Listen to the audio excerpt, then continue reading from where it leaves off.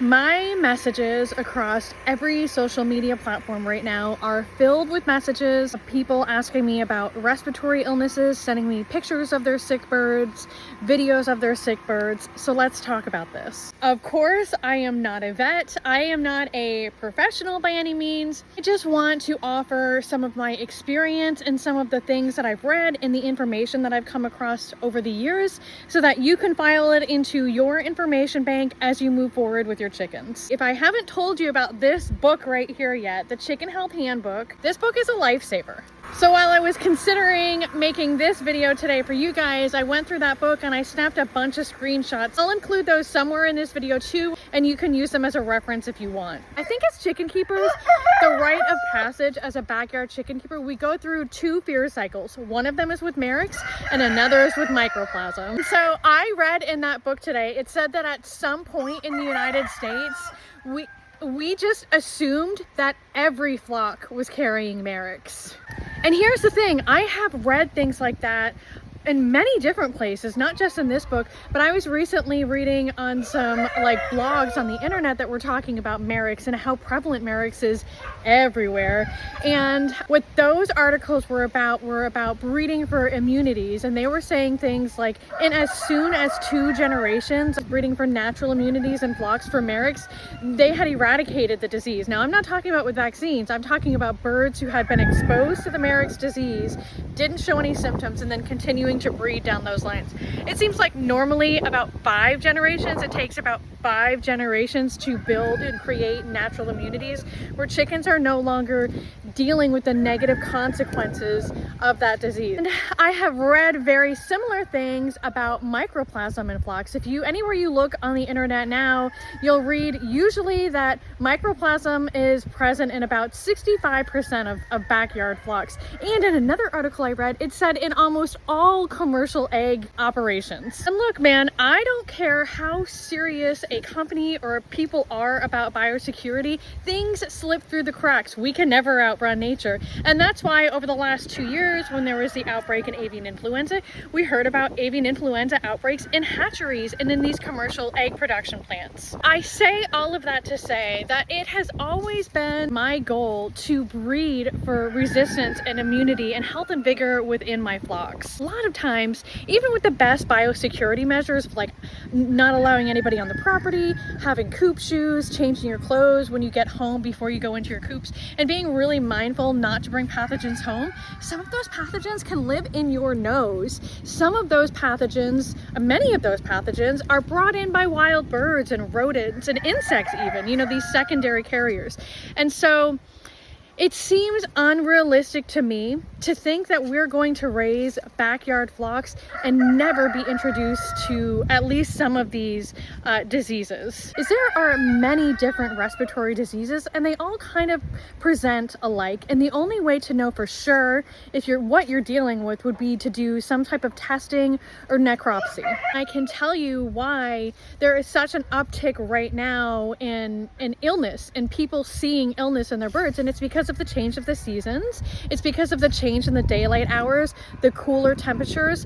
Stress brings up illness that may have previously remained dormant in birds. Another time we see an uptick in illness is when new birds are brought into the farm from somewhere else, because when we bring in new birds and new genetics into our soil, we also bring in a whole new set of pathogens or different variations of pathogens from the farm that they came from. And that, coupled with the stress of the new birds on the farm to our existing flocks, and for those new birds, the stress of coming to a new farm and getting reacclimated with the new pathogens and the new birds, it just creates a stressful environment. So hatching eggs from a reputable breeder are the path of least resistance when it comes to the potential to bring pathogens and illness onto the farm. Of course, there are some diseases that can transfer vertically from hen to egg, but even those diseases, it's rare. It's not like every egg is going to pass with the disease. The problem with a lot of respiratory diseases and illnesses in general, you have illnesses spread a couple different ways. Some are bacterial, some are viral. With the viral diseases, antibiotics are not going to treat them. Bacterial infections, there are certain antibiotics that treat them. So with a lot of these respiratory illnesses, there's not necessarily a way to treat them.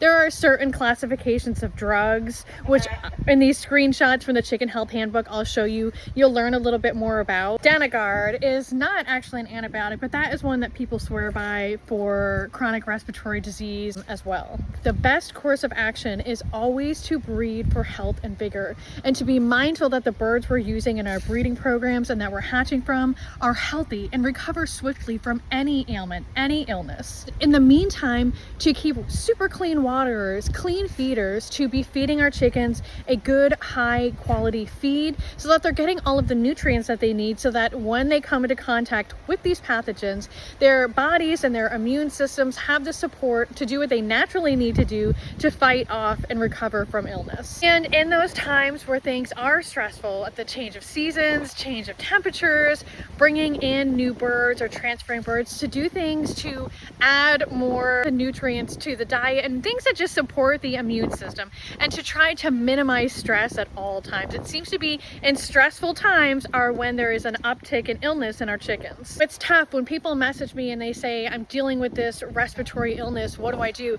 I never really have a straight answer for people because I don't ever really know exactly what they're dealing with. And so it's hard to say how to treat. And so my go-to response to what do I do when I'm dealing with these respiratory illnesses is, if you can, to separate in groups. So if you have like a couple chickens showing some symptoms, to separate them in the group, and that gives you a better opportunity to monitor symptoms and to treat if necessary. A lot of these diseases are spread through like direct contact with mucus. So like the feeders and waterers are a point of infection.